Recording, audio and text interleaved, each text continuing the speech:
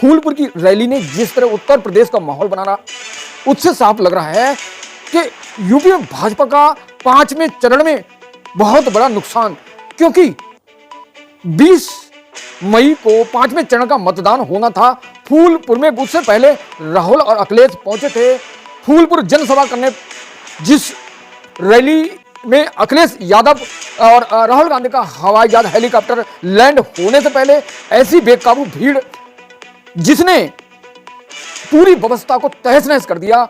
जो समर्थक थे समाजवादी और कांग्रेस के, उनमें होड़ मच गई और सारी व्यवस्थाएं, महक जो सिस्टम था, लाउड स्पीकर जिस पर बोलना था, वो पूरी तरह ध्वस्त हो गया, जिसके कारण अखिलेश और राहुल को एक वीडियो बनाने के बाद वहां से लौटना पड़ा और इस भीड़ से भाजपा को बहुत बड़ी चुनौती का सामना करना पड़ा। उधर सीएम योगी आदित्यनाथ जब श्रावस्ती पहुंचे तो उन्होंने कहा कि दो लड़कों की जोड़ी फूलपुर की जनता सुनना नहीं चाहती थी, फूलपुर की जनता इन लोगों को बर्दाश्त नहीं करना चाहती थी। सीएम योगी आदित्यनाथ ने कहा इनके कारण इन दोनों को वहां से वापस लौटना पड़ा। आपको क्या लगता है कि अखिलेश राहुल की जनसभा से क्या जनता परेशान थी, क्या जनता उनसे नाराज थी, या जनता उनके समर्थन में उतरी थी? उनने जो बैरिकेडिंग थी, जो व्यवस्था थी, सारी तोड़ दी और राहुल अखिलेश की ओर भागने लगे।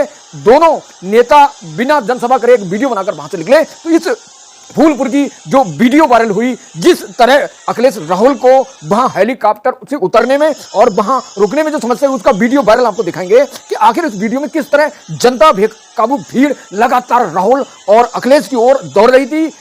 फूलपुर लोकसभा सीट पर जातीय और राजनीतिक क्या समीकरण है, 20 मई को जो चुनाव हुआ उसमें किनके पक्ष में नतीजा है, और इस सीट पर 1952 से 1962 तक जवाहरलाल नेहरू सांसद रहे और इस 2019 के लोकसभा चुनाव में केसरी देवी पटेल ने पंथारी यादव समाजवादी के प्रत्याशी को हराया था। दोस्तों, फूलपुर लोकसभा सीट पर क्या राजनीतिक समीकरण, क्या जातीय समीकरण है और किन मुद्दों पर यहाँ की जनता जनप्रतिनिधि को चुनती है, सांसद को चुनती है? तो सबसे पहले राजनीतिक और जातीय समीकरण।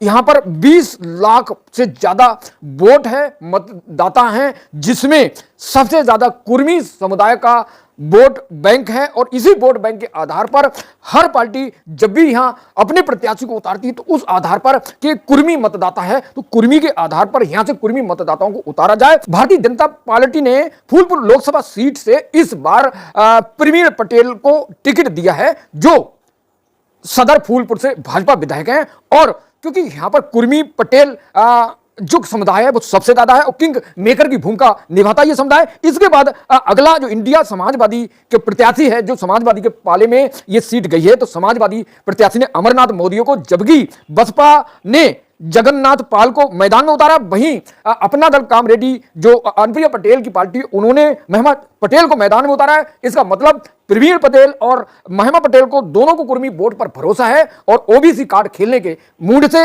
इन दोनों ने यहां पर प्रत्याशी उतारा है। जबकि इंडिया गठबंधन ने मौर्य समाज पर दांव खेला है। अमरनाथ मौर्य की सभा में राहुल और अखिलेश पहुंचे थे, लेकिन इतनी बेकाबू भीड़, लाखों सी भीड़, उस भीड़ से साफ लग गया कि इस बार यूपी और फूलपुर में इंडिया गठबंधन का प्रत्याशी अच्छी पोजीशन बनाएगा, जीत दर्ज करेगा, ऐसा मीडिया सूत्रों का दावा है। उधर भारतीय जनता पार्टी ने प्रवीण पटेल और जबकि बसपा ने जगन्नाथ पटेल को मैदान में उतारा है। तो जिस मीडिया सूत्रों से ज्ञात हुआ है कि जो प्रवीण पटेल हैं, जो इंडिया गठबंधन के प्रत्याशी अमरनाथ मौर्य और जगन्नाथ तीनों पुराने वाजपेयी थे, लेकिन समय की चाल ये लोग अपनी राजनीतिक जमीन को तलाशने के लिए अपने घर को बदलते गए, अपने राजनीतिक कैरियर को बनाने के सापा बासपा और समाजवादी को ज्वाइन करते गए। तो इस भीड़ को लेकर योगी का तंज आ चुका है और जो सभा की है राहुल अखिलेश ने अपने जो वीडियो के द्वारा उसमें ये जनता को मैसेज दिया है अपने वीडियो को द्वारा कि इस बार इंडिया गठबंधन, जिस पर राहुल गांधी ने पूछा था अखिलेश यादव से, बताइए कि यूपी में क्या माहौल है, तो अखिलेश ने कहा